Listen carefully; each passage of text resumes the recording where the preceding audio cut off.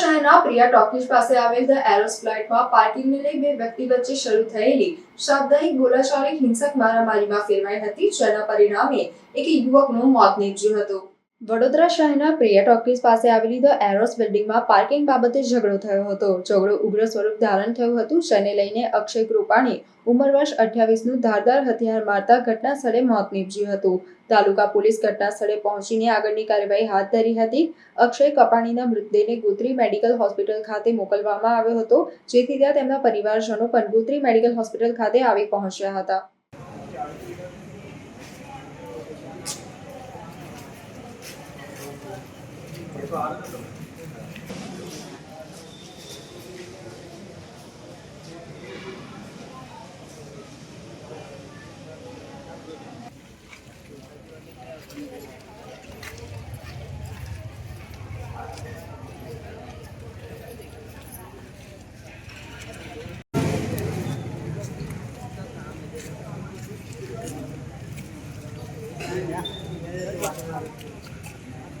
टोकी 4 रस्ता the RO flat છે, પાણીની ટાંકી ત્યાં આગળ એક મારા ધ આરો ફ્લેટની નીચે જ 3rd ફ્લોર પર એક વ્યક્તિ રહે છે। નવો યુપીથી છે, મહિનો જ થયો છે હમણાં રહેવા આવ્યો છે।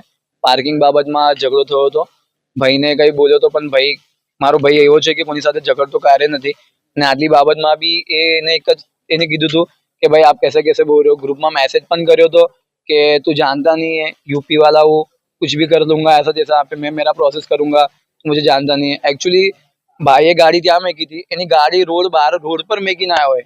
મારો ભાઈ એવો છે કે એને એક વખત મારો ભાઈને કહેવાનું એવું હતું કે તું મને એક વખત કહેતો કરી, યા તો કોને કે તું કસાઈને આગળ પાછળ કરી શકે છે, તું બહાર રોડ પર કેવી રીતે મેકી શકે છે કોની ગાડી। તો ભાઈ આ બાબતથી ખાલી આટલું જ બોલ્યો હશે કે ભાઈ તું ऐसा होता तो ग्रुप में बोलना तो चाहिए एक बार। તો ભાઈ ગ્રુપમાં આ વાત છેડી આવી રીતે। હવે એ વ્યક્તિએ બપોરે મારા ભાઈને બધું આમ તેમ થયું, કંઈ બોલ્યો નહીં, બોલાચાલી થઈને પતી ગયું, અને સાંજે એને પ્લાનિંગ કર્યો અને મારા ભાઈને અહીંયા ઘા માર્યો છે। હમણાં મારા ભાઈની મૃત્યુ થઈ ગઈ છે ઘા મારીને। એની સાથે 2-3 જણ હજુ હતા, એ મને કહેતા મને ડાયરેક્ટ બોલ્યો કે 2-3 જણ હજુ છે એની સાથે હતા, એને પ્લાનિંગ કરી અને માર્યો છે। જે મર્ડર કોઈ માણસ કેટલા ટાઈમથી અહીંયા રહેવા આવ્યો? અમે 1.5 વર્ષ, એ હમણાં 1 જ મહિનો થયો છે અહીંયા રહેવા આવ્યો છે એવું છે। અને એ અમને નહીં ખબર શું કરે છે, કેમ કે અમે આટલા વર્ષોથી રહીએ છીએ, આજુબાજુ અમે કોને ઓળખતા નહીં, કોની સાથે વાત પણ નથી કરતા। આજની તારીખમાં આખી ફ્લેટમાં અમે કોને નથી ઓળખતા। એ લોકો આટલા વર્ષ અમે ખાલી પ્રમુખ જે મેઇન છે એમની સાથે જ વાત કરે, બીજું એમ કોની સાથે વાત બનાવ બનેલો ના હજુ સુધી અમારે તો એવું છે ને કે ક્યારે કોની સાથે કોઈ ઝઘડો બી નહીં થતો। એટલી શાંત સોસાયટી છે, બહુ શાંત છે, એમાં કઈ ઝઘડો વગેરે કઈ થતો જ નહીં। ક્યારે શું કરતો હતો ને? મારો ભાઈ આર્કિટેક્ટ ઓફિસમાં જોબ કરતો હતો, IIIDમાં ત્યાં જોબ કરે છે, અને સવાર સાંજે રેપિડો મારે છે।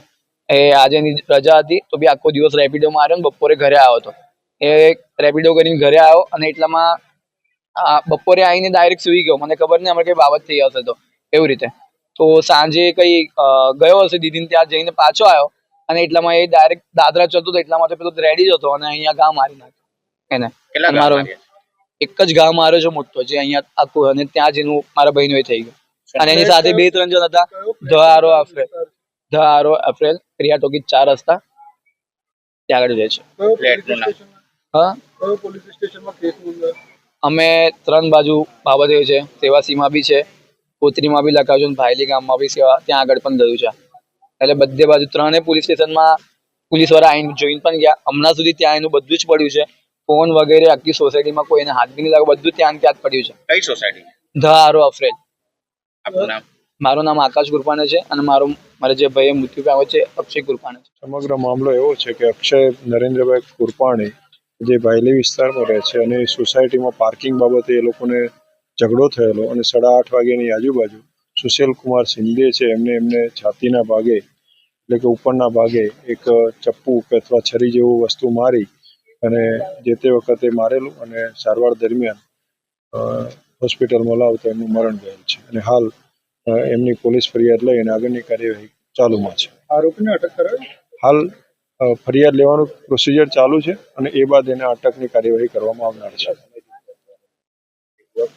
ઓળખતા એવું કઈ હાલ તપાસમાં જણાઈ આવેલ નથી, પણ આ જે ફરિયાદી પાર્ટી છે એ છેલ્લા 1.5 માસથી ત્યાં રહેવા આવેલો હતી। એમના મકાનનું રિનોવેશનનું કામ ચાલતું હતું, એટલે એ દરમિયાન તેઓ ત્યાં ભાડેથી રહેવા આવેલા હતા, અને એમના સોસાયટીના ગ્રુપમાં ચેટ થયેલું અને એ બાબતે આ એકબીજાને મળતા પેલા સામેવાળાએ ફક્ત હુમલો કરી અને સીધું ચપ્પુ મારી દીધેલ ને એ ટાઈપનો બનાવ બનેલ છે.